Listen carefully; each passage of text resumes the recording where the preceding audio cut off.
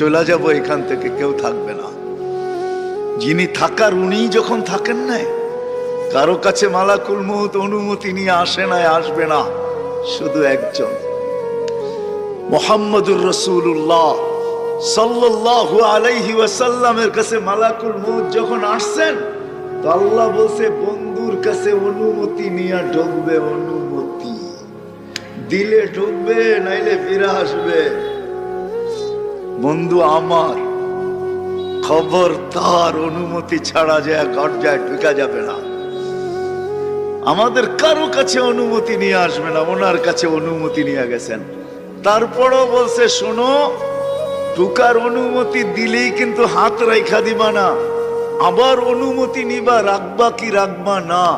বন্ধু যদি হা বলে তো রাইখো, যদি না বলে তো চলে আসো। কেননা বন্ধু আমার। কার বন্ধু? হ্যাঁ, কার বন্ধু? হাবিবুল্লাহ।